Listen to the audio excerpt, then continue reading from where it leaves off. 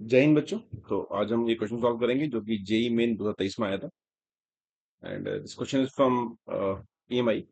The question is in a generator a rectangular coil of 100 turns, each having area इतना, is rotated at 360 revolution per minute about an axis perpendicular to the uniform magnetic field of value 3 Tesla.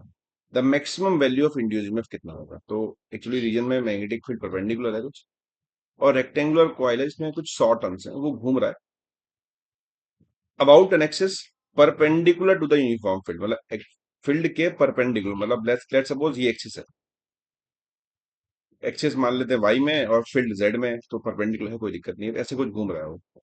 तो अगर मैं initially बात करूं बिल्कुल इसी instant पे, तो फ्लक्स होता है B A into cos theta. यहाँ बी भी अंदर है, इस लूप का जो एरिया वेक्टर होगा वो भी सरफेस के परपेंडिकुलर होता है, तो उसको भी अंदर माना जा सकता है। तो कॉस इनिशियली 0 होगा, लेकिन जैसे जैसे लूप घूमेगा ये, है ना, तो मान लेते हैं कुछ देर बाद लूप ऐसा हो जाएगा,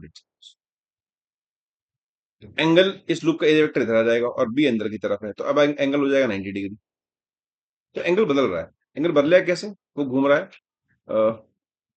रेवोल्यूशन दे रखा है 360 रेवोल्यूशन पर मिनट, ये ओमेगा दे रखा है इसका, है ना। तो किसी भी इंस्टेंट पे जो एंगल होगा थीटा, जो होगा theta is equal to omega T लिख सकते हैं हम लोग, omega into T. This is the angle between B and A. क्योंकि मान लेते हैं अभी बी कुछ ऐसा होगा और अंदर की तरफ है ये, है ना। तो जो एंगल होगा बी के बीच में और एरिया के बीच में, वो किसी भी इंस्टेंट पे ओमेगा टी होगा, जितना वो लूप घूम गया होगा। Flux is equal to B A into cos omega t at instant of time, into हम एन भी कर सकते हैं, नंबर ऑफ टर्न्स, क्योंकि एन टर्न्स है इसमें। अब मुझे चाहिए ईएमएफ। ईएमएफ होता है d phi by d t. Mod निकाल लेते हैं, या मॉड नहीं भी निकाल दो चलेगा। So this is n A B cos omega t का होता है साइन ओमेगा टी, और ओमेगा बाहर आता है नेगेटिव के साथ, तो नेगेटिव नेगेटिव कैंसिल, पॉजिटिव आ गया। तो this is the EMF function. फिर हमको निकालना मैक्सिमम कितना होगा। तो मैक्सिमम तब होगा जब ये टर्म 1 हो, साइन ओमेगा टी जब 1 हो जाए, जो ई मैक्स की वैल्यू होगी that is equal to n A B बनेगा। एक काफी इंपॉर्टेंट रिजल्ट भी है जो काफी काम आता है जनरेटर वगैरह में। अब यहाँ पे हम देखते हैं वैल्यू सारी कौन कौन दे रखी है। तो हमको टर्न्स दे रखी है 100, एरिया इज गिवन 14 इंटू 10 की पावर -2, एंड ओमेगा को कन्वर्ट किया जा सकता है, ओमेगा इज 360 रेवोल्यूशन पर मिनट। एक रेवोल्यूशन में होता है 2 पाई रेडियन, और एक मिनट में होता है 60 सेकेंड। तो हमने कन्वर्ट कर लिया इस यूनिट को।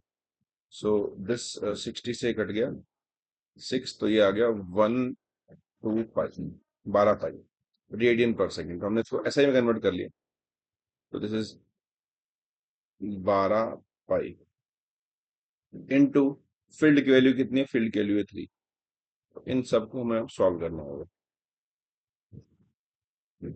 सो दिस इज इक्वल टू, इससे ये कट गया, तो 14 इंटू 12 इंटू पाई के लिए होती है 22/7 इंटू 3, तो 7 से कट गया 2,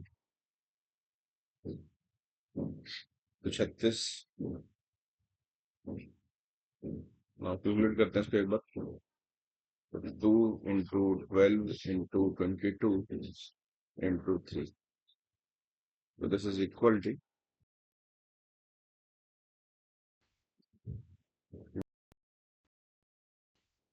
584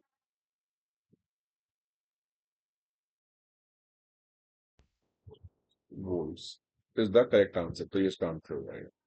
तो सिंपली ये जब भी कोई लूप घूमता है तो ईएमएफ ये होता है, maximum EMF n A B omega होता है, उसको हम याद ही रखते हैं क्योंकि मीन्स में क्वेश्चन बहुत बार रिपीट हो चुका है। तो आई बिलीव कि आपको क्लियर होगा। तो वीडियो में कमेंट जरूर करें, एंड इस तरह के और कंटेंट के लिए मुझे फॉलो करें, सब्सक्राइब करें और मेरे चैनल को शेयर करें। Thanks for watching.